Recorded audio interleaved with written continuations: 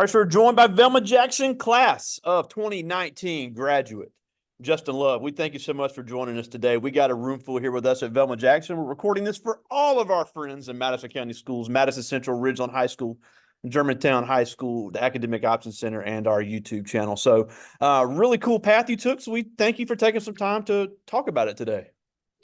Sure. Appreciate you for having me. All right, so class of 2019, Velma Jackson. So you were involved in band, you were involved in baseball. So just talk about all the things you did at Velma Jackson and how you decided to start out your college career at Holmes Community College. Coming to Velma Jackson, I've spent the majority of my coming up K through 12 education in Camp Public School District. So coming to Velma Jackson was a complete culture shock for me. It was just a complete change in cultures, seeing how the teachers actually cared, how invested they were, teachers and coaches, you know what I'm saying? Actually invested in you growing as an individual, educationally and on the field. So yeah, like you said, I was in the band, man. You know what I'm saying? Led the blue and gold, did my thing, and baseball, and just using them skills kind of helped me. The things I learned about leadership, about working with other people, that helped me transition to college. Yeah, and then you went to Holmes your first 2 years and were in the band at Holmes. So before lunch, we were talking about, obviously we know college athletics is a big commitment, but college band and all, any type of scholarship group in college, whether it be community college or whatever, that is a big commitment. So you had a band scholarship at Holmes, but they work hard just like the athletes. So talk about how that works and the type of schedule you had as a student musician at Holmes Community College. So at first it was kind of hard, the transition, because you got so much free time to do other stuff, and classes, you know what I'm saying? Freshman year classes wasn't too hectic, wasn't too heavy. It's just being there when you're supposed to be there. Like I say, when you do anything in college, it's almost like a job with the practices and the tutoring and the meetings, and you got to be there for every little thing. The hardest thing I would say about that transition is learning how to be on time. Like, time management is crucial if you're going to do anything at the next level, whether it be basketball, football, any extracurricular. Yeah. And also on top of that, there's a GPA requirement. And it's, and you guys may have had a road trip where you had a away game or something. You get back, you have commitments you have to take care of. I know Holmes famously doesn't have classes on Friday, but there's still things you had to take care of when you got back from these games on Thursday. Yes, sir. Especially about that GPA requirement. Now, at Holmes, they kind of will let you stay in the band, but that scholarship gone. If you can't keep the GPA requirement, they're not gonna give you no money. So that's the biggest thing. Like, you got to stay at that 2.025, I think it was a 2.5 to keep that scholarship. Now they'll let you march, and you still got to be there for practice. But if you want them to pay for your education, you got to meet the GPA requirement. Absolutely. Now, also talk about some of the other things you were involved in when you were on campus at Holmes. Well, my Holmes, I wasn't able to do all of the things I wanted to do my freshman year because school basically got cut short due to COVID. So I actually did not finish at Holmes. That's why I'm finishing up at Jackson State, because like they say, the world froze, man. We didn't know whether or not we was going to go back to school or kind of what the situation would be. So I didn't get to do everything, but while at Holmes, I was a member of the choir at Holmes, and I participated in the band, and I tried to just basically get active on campus, meet new people, kind of like life of the party type dude, man. So it was a great experience though, like starting out at college. Oh, absolutely. And that's the thing I always talk about, is that you don't have to be a music major to be in these performance groups and get scholarship money. For people that enjoyed being in choir in high school or enjoyed being in band in high school, even if you're not going to do that professionally, you could still get scholarship money that can save you thousands, whether it be at a community college or a university. Yes, sir. That's why I tell everybody, man, they only got so many scholarships for the football players, but you can have 500 people in the band, man. Like, it's it's way more versatile. So I try to tell anybody, man, find something that you like because you could potentially get money for doing it in college. It can be like the simplest thing people wouldn't even know that you Yeah. could get money for. You may be organized and you could be the manager, the band manager, and all you in charge of organizing uniforms and stuff. That may be your thing. You can get money for that. Yeah, I had a friend of mine that went to Mississippi State, and he was the manager of the women's basketball team. And his last 3 years, he had full scholarship athlete status, and all he did was a body and practice and take care of all the equipment, and he was going to school for free. Yes, sir. There's so many different avenues and pathways to scholarship that people wouldn't even realize. Absolutely. Now, obviously with COVID, there was a lot of monkey wrenches thrown in everybody's plans, and then you went to Pearl River and got a certificate in barber because I think people kind of missed the fact you could get trades at any time. So talk about what made that, how you made that decision, and how that transition was because people I have a lot of students say they want to get into a trade, a certain type of skill. These community colleges offer that. So talk about that transition to Pearl River, which is where my dad actually went. He's in the Hall of Fame at Pearl River. So Pearl River, like when I say this was totally probably the best thing that ever happened to me, though, going to school to get that knowledge and to get that skill in barbering.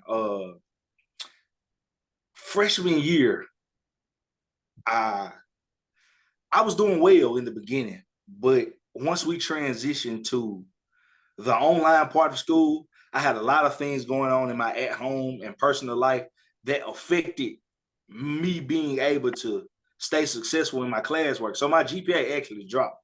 My GPA was like a 1.7 at the end of my freshman year. Crazy. I already know. So I'm like, man, I don't know if this school thing really for me. I got a lot going on. I got to find a way to get some money. So I researched. I'm like, what? I heard about the trade schools, but I decided to take a deeper look into it to see what that could potentially look like for me. So I'm like, I don't want to drive no trucks. I don't like driving. I didn't want to weld. So I was like, I think I could cut hair. And I was always find myself watching this YouTuber by the name of 360 Jeezy who cut hair. And I'm like, I think I can do that. I can talk to people well. It just seemed like something I'd be interested in. So going to Pearl River and talking to Mr. McLaurin, he's the barber instructor there. And I just said, man, it's a nice school. Like the trade school route is quick. It gives you access to money fast, and it's a skill you can take with you forever, even if you don't use it. Like now, I'm back in school, but I'm basically supporting myself cutting hair. Like I don't really have to work a regular job. Like I can cut hair and still navigate college. Yeah, and that's the thing. You can learn a trade and get an associate's and then transfer to a 4-year school. I think that's a path a lot of people don't realize. And then also these scholarships, you can be on the career trade program at a Holmes and still be in the band. It's not only limited to people on the academic track.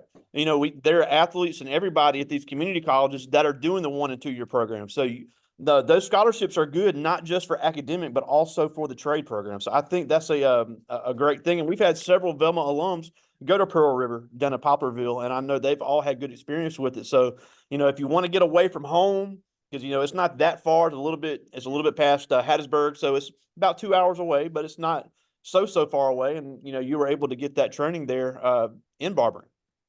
Yeah, and then I was trying to tell people too, like I didn't know going into it that they allowed students in trades to stay on campus, but you can stay on campus while getting the trade. So you still get the what people say, the authentic college experience while still, you know what I'm saying, basically fast tracking your way into the workforce.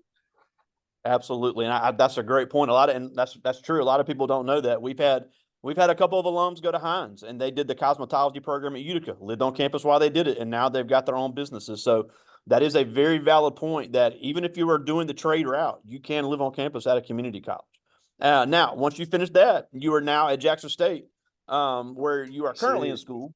So talk about that transition from community college to a large HBCU. And I know your sister's there, so that kind of helps out a little bit. So, but it's still an adjustment. So talk about that adjustment you've made and how your campus experience is, because an HBCU experience is different than a community college experience. Yes, sir. So like I said, the thing I struggled with most my freshman year was time management. But going to barber school, because it's a trade, you have so many people trying to get in the trade. So they not gonna hold your spot basically. Like we had where you can miss 4 days. After you miss 4 days, he knocking on your desk like, sorry, nice to meet you. You can come back next semester because we got so many people we trying to cycle through here. And going to barber school taught me skills. It taught me how to deal with people. It taught me how to deal with people better. It taught me how to get better in time management. It taught me how to focus because trade school was in class from 7 to like 5 every day. 7 in the morning to 5:30 every day. So it teaches you to go and get up and do what you got to do. So going from that, like I say, going from trade school to a barber school is the best thing that ever happened to me because I was able to take that skill that I learned in trade school and use it to support myself while going to an HBCU, while going to school. And everybody at HBCU want to look fly. So you got people coming to you to get the haircut. It's just HBCU culture. Well, and and I went to Southern Miss, and it was the same way. People are always going to want to look good on college campuses, and you're right. The guys that could cut hair in the dorms or wherever, they were making a nice little side hustle, even when I was back in school. So that is a great point. Even if you're doing it on the side, we're in the gig economy. Find a way to support yourself through a trade, and then if you wanted to go have a booth that you could rent in a shop, you're licensed to where you could do that. So it's important to have those multiple streams of income. Now, talk about your major program you're in at Jackson State and how you chose that and how you're adjusting to that. Okay, so I am a political science major with an emphasis in legal studies. So that whole ordeal, when I first went to college, I was going for education. I was going to be a teacher. Um, but I don't, it's something I didn't really think I wanted to do at the time. I'm like, it's a way to, all the teachers I know seem like they do well. You know what I'm saying? So I didn't really know what I wanted to do coming out of high school. But that was okay. You know what I'm saying? You get that time, especially going to a junior college, allows you that time to kind of see what you want to do. But afterwards, I just thought about it. Like in high school, I remember my state test score from U.S. history class, from taking Coach Wells and Coach Meeks. I just always found myself interested in government. I found myself interested in economics. It became like a hobby to me. I found myself watching CNN. I didn't like to read, but I liked to read stuff when it came to law and like it Yep. just was it started off as a hobby. It just I'm like, okay, this is something I'm interested in. And then I found out, okay, I can make money doing this. I can make money going this route. And when we was in high school, I remember talking to Mike Espy. He came to one of the high school games, and I was talking to him about it. My family connected me to Dr. Truly. I don't know if he's still the Marion King. He may still be, but just conversations I had with him. And I was like, this is potentially something I can see myself doing. Yeah. Now talk about what all you're involved in at Jackson State, because obviously everybody sees the MPHC life. They see the fraternities and sororities, and those are great. They do a lot for the community, but everybody's like, maybe that may not be for everybody. But the one thing I always say is no matter where you go to college, the academic side is extremely important, but the networking and the student organizations are just as important, because you may have a 4.0, but if nobody knows who you are and you don't know how to Facts. market yourself and apply for a job, all that's for nothing. So talk about some of the things that you've seen that you've been helpful for you to get involved on campus. And then as you move toward graduation, things that you have used to network, because at the end of the day, like you just said with the trade, there's 1,000 people trying to get the same position that you may be going for.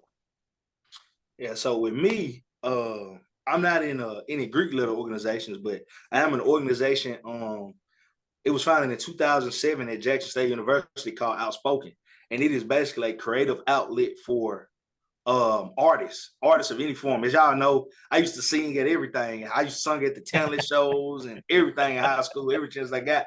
And I've been into recording my own music, recording and writing my own music lately. So Outspoken just gave me it gives you the tools and the mentorship to grow as an artist, to like we got to put ourselves out. We have showcases, and if you don't get out and network with people, nobody's going to come to the showcase and nobody's going to hear music. So it kind of forces you to get in a position to kind of talk to people, to meet people and network with people and learn from each other. Like leadership is not just about telling people what to do. It's also about being able to be receptive to other people's feelings, emotions, and thought processes. Yeah, and also a big shout out to my friend Dr. Mark Henderson over there at Jackson State, director of Mad Drama, which, most of those kids in Mad Drama are not performing arts majors, but they've had an outlet to be creative and to get scholarship money. Because look, I'm with you 100%. You got to be able to present yourself no matter what your major is. You've got to be able to talk to employers. You've got to be able to talk to employees. You've got to go on an interview and be able to crush it. And next 9 weeks, that's what we're going to spend a lot of time on is people are already going to look at you differently because of the color of your skin. It's not right and it's not fair, but we all know it's true. But being able to overcome obstacles you're given, and being able to say, look, walking in the room and introducing yourself, little things like that. And I think that's extremely important. And that's a great thing to get involved in. And the one thing I say is no matter where you go to college, don't be the person that just goes back to the dorm room and reads and studies.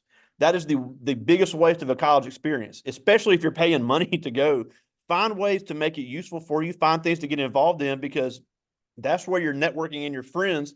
That's the people that you're going to be useful to you once you do graduate.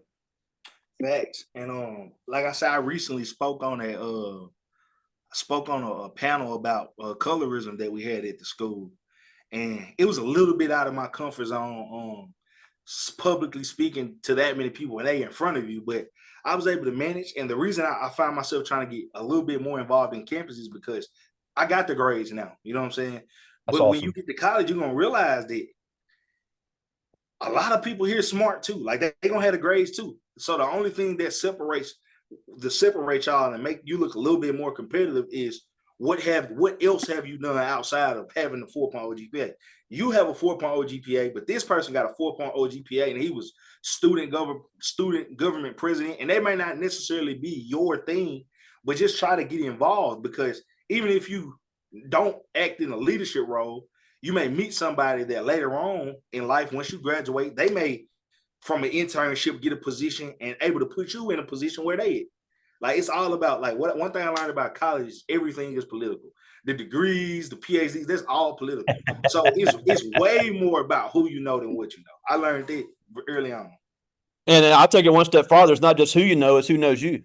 So having your name out there. Now, and I know you're there at Jackson State, and a lot of kids say, I might want to go to Jackson State, but I don't want to pay to live in a dorm. You can have a great college experience living at home. I've had students that have been commuters and said, look, I was on campus all the time.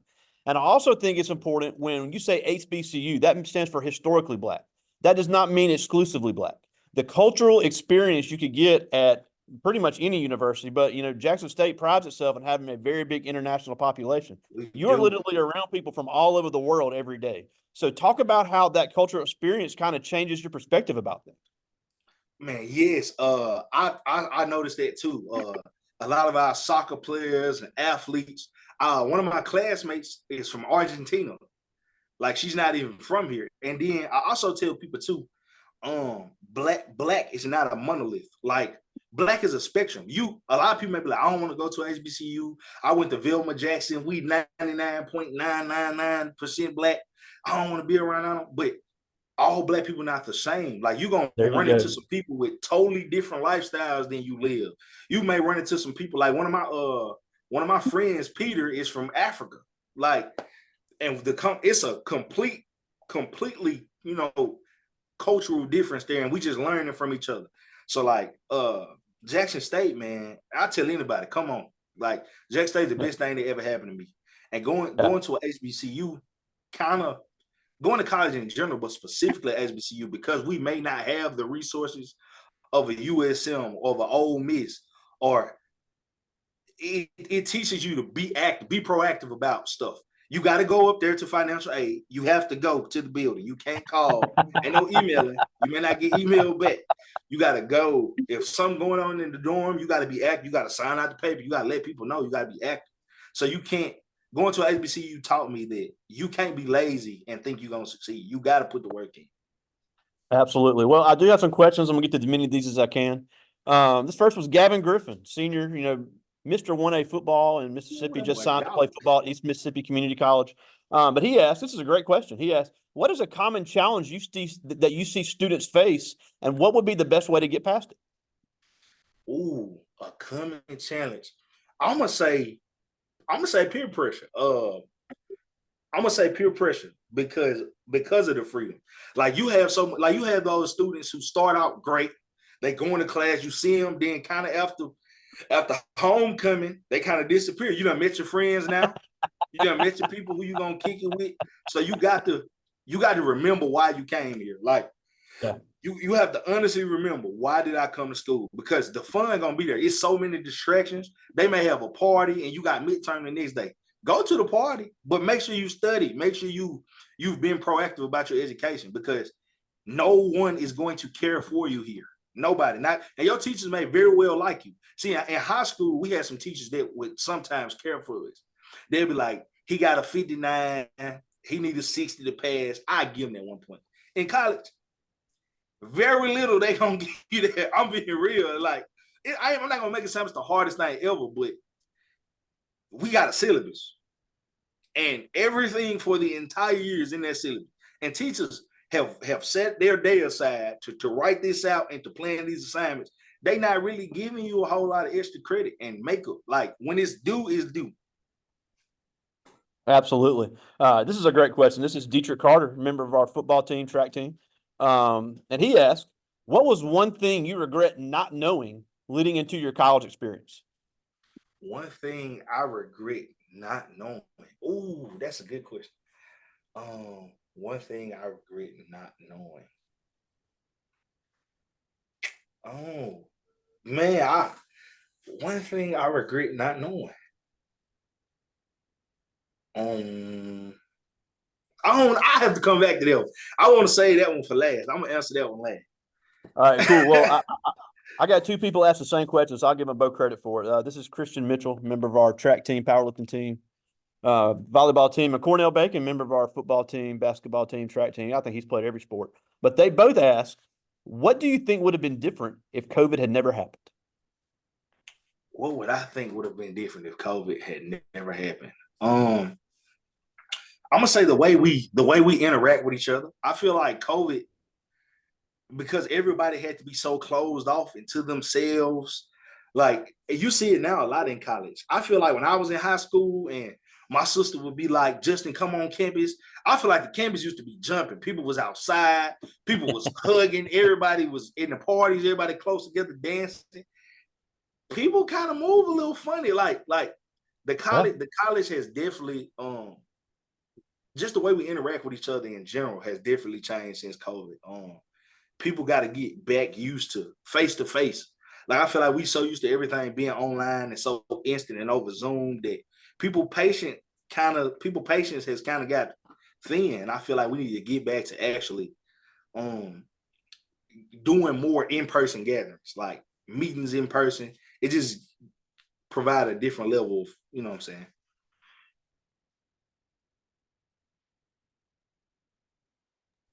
Sorry, I got buzzed by the office. This is RJ Jones. He's a junior. And he asked, with doing all that and you being so involved in so much, did you ever feel like you weren't doing enough to fulfill your purpose in life? Oh yeah, man, a lot, man. Cause like I just really found out what I wanted to do. And like that sounds crazy, but that's definitely, especially when you see your friends doing so much. And like I said, I didn't live on campus. I was a commuter, so I kind of took that first year at Jackson State to kind of just fill out the school. But I'm like, man, he doing this and he doing that, and he missed the sophomore and he missed the SGA. It kind of make you feel like you're not doing enough. But long as you stay in your own lane and you be efficient at what you do in that lane, I feel like it'll be okay. So yeah, I definitely had doubts whether I was doing it or not.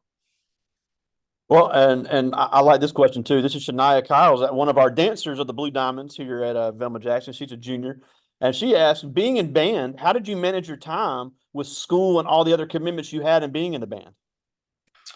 Uh, you gotta have friends that like to study. Your friends, you like real talk, because if you got friends that want to go out to the party and want to be in the crowd, 9 times out of 10, that's why I say you gotta have people.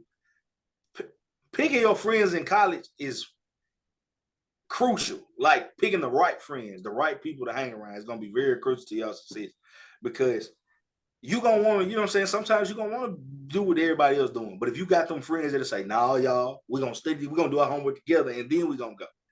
So yeah, basically, that's it. Love it. I just got a couple more. This is Selena Johnson. She's a junior. And she asked, out of all the extra activities you have participated in high school and college, which one would you say you have enjoyed the most?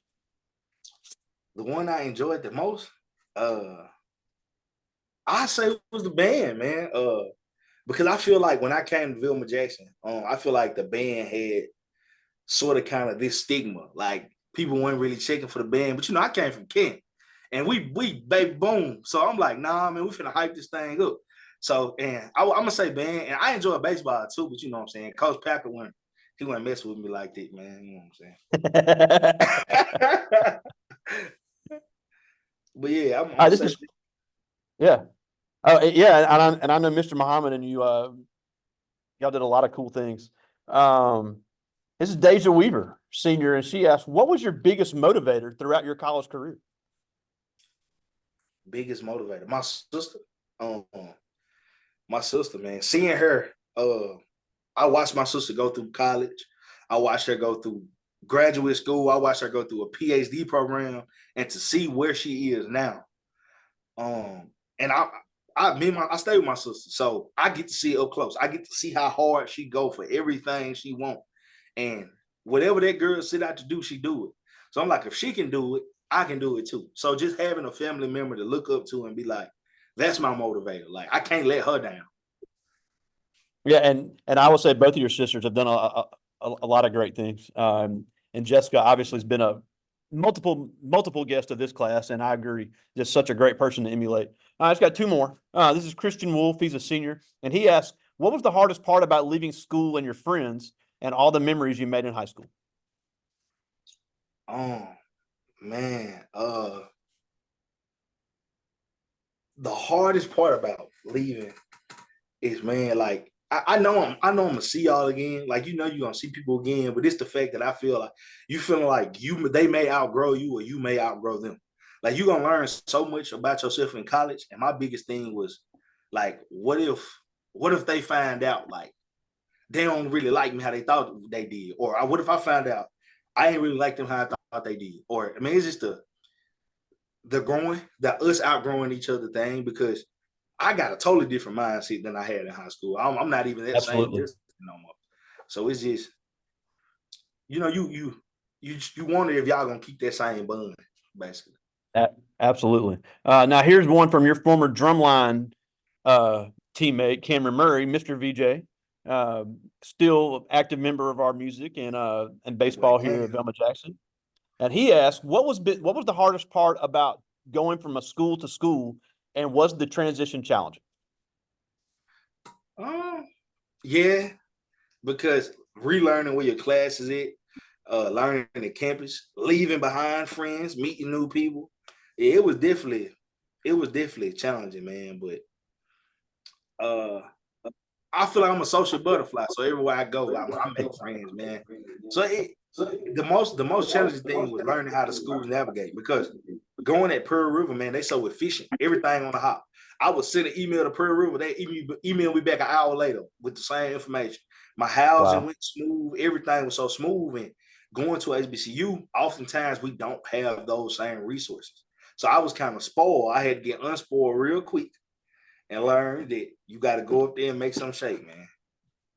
Awesome. Now we got to come back to that question that you said you would answer at the end about if COVID would not have happened, what would have been different? Um, no, I answered that one. It was my regret, the biggest Oh, regret. it was Dietrich's. Yeah, because he asked, I'm sorry, you are correct. What was one thing you regret not knowing leading into your college experience? One thing I regret not knowing. Um, I wasn't really. It wasn't really regretting me not knowing anything, but I do regret not taking school as serious. Freshman year, like I said, I was kind of first time I had been free, and I feel like I was trying to get away from certain situations, home life situations. So I use school as kind of like I can breathe here. I'm okay. I'm good.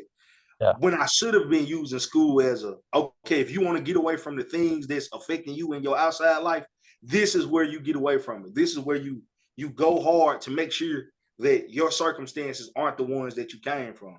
So Absolutely. I regret the way I handled school. When I was using school to kind of relax and breathe, I should have been using school to put myself in a position to Wow. relax and breathe for the rest of my life. Wow. What a great answer. Now we're almost out of time, and we thank you so much for joining us. And I speak for so many people when I say we are so proud to call you an alum of Belma Jackson, just on the long line of great kids and successful people we've had come through here. So it really is inspirational to me to see all the great things you're doing and will do. But I have kids here with me that are going to be graduating in just over 2 months. So the real world is coming, whether they want it to or not. But you are walking these same halls, sitting in these same chairs with these same teachers in the same community. But yet you found a way to make a lot of good things happen for yourself. So with these kids coming from the same place you came from, what can they do to be just as successful? Man, like LeBron James say, man, keep the main thing the main thing. Whatever avenue you choose, whether that's a trade school, whether that's four-year university, whether that's going into the workforce, keep the main thing the main thing. Remember your why. Remember why you're doing this. If you can stay focused and locked in on your why, you're gonna be successful. Love it. Thanks again for making some time for us. Justin Love, 2019 Belma Jackson alum. Thank you so much for joining us today. Yes, sir. Thank you. I talk to you soon, buddy.